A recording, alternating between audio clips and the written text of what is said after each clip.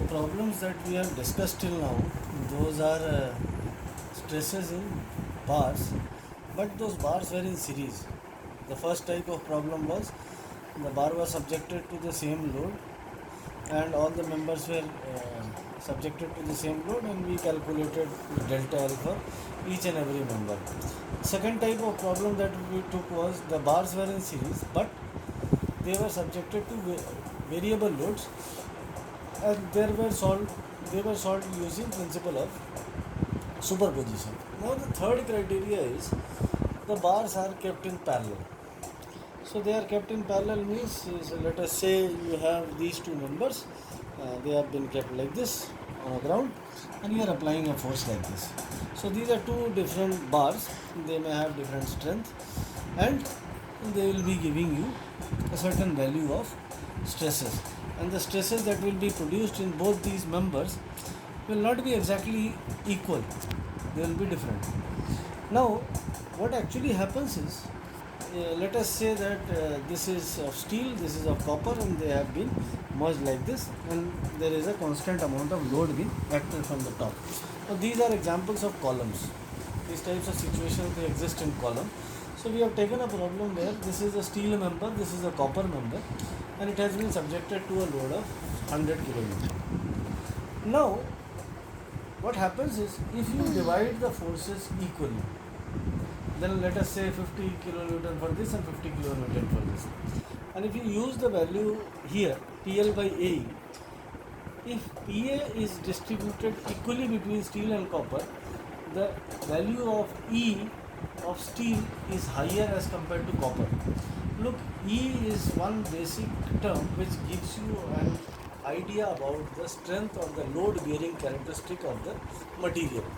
So steel, you already know that it is harder, or it is having a greater amount of strength as compared to copper.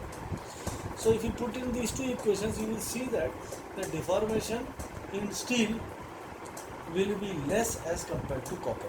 So if the deformation in steel is less as in compared to copper, what will happen? It will bend like this. So if it bends like this, then it will bend like this. If it bends like this, the load taken up by the steel will be removed after some instant, and the entire load will be falling on copper. So the criteria for solving problems like this, or what actually happens in real life applications, is depending upon the strength of the material, the load is being distributed. So now you need to frame equations so that we can determine how these strengths are correlated. So the total load will be distributed within steel and copper. So not necessarily equal. They will be only equal if both are steel.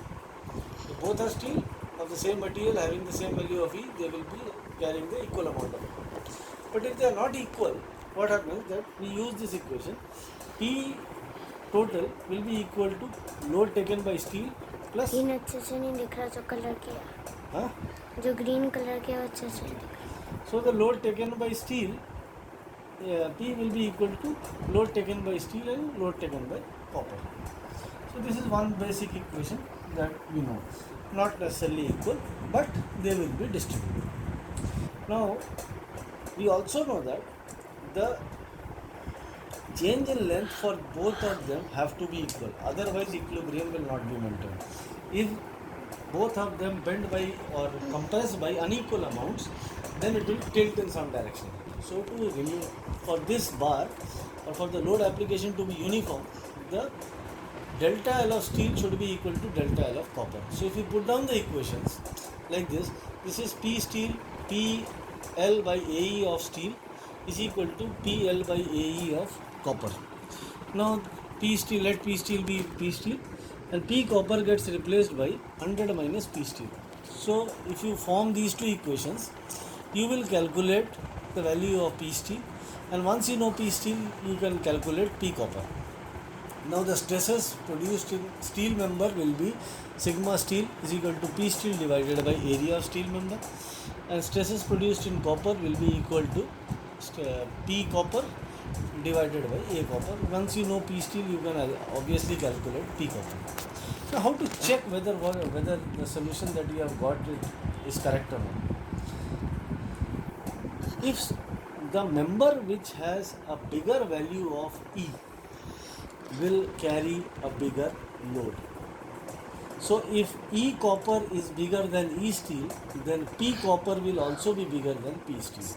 So if P steel, in general mechanical calculations, we know that the strength of steel is higher than copper, so the load carried by steel will be more.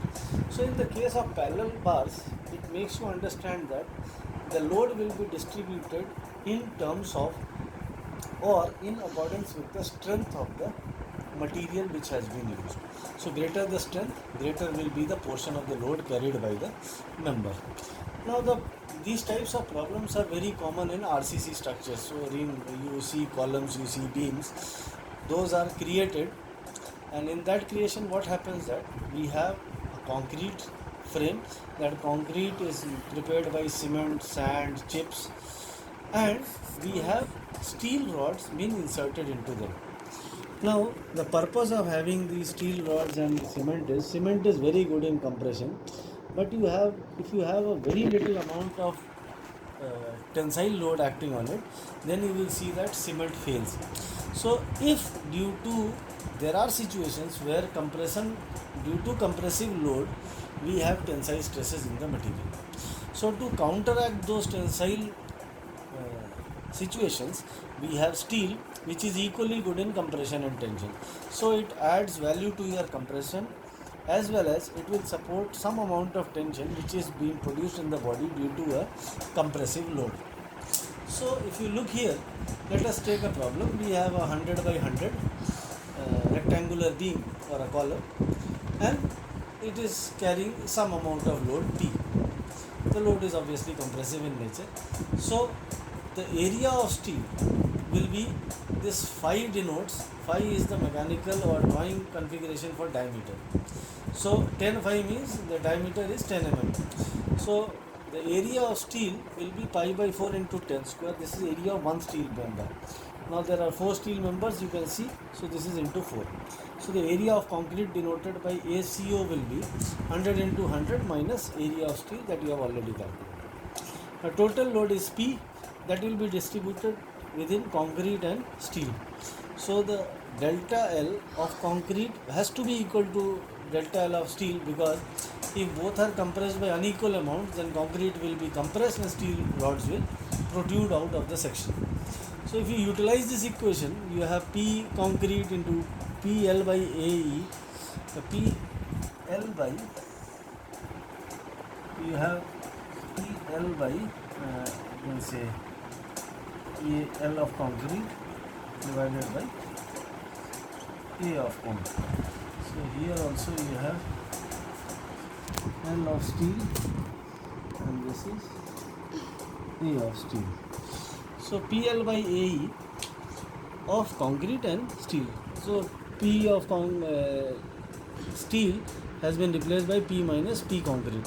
So if you calculate this, you get the value of P concrete. Once you know P concrete, you know the value of P steel, and then we can calculate the stresses in concrete and steel.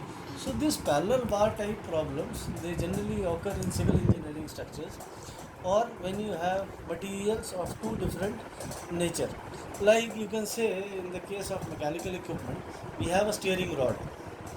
The steering rod goes inside a circular pipe. This is a pipe and you have a steering rod being immersed like this. So this is rotated. So some stress is acted here, and there is some stress taken on by the steel pipe.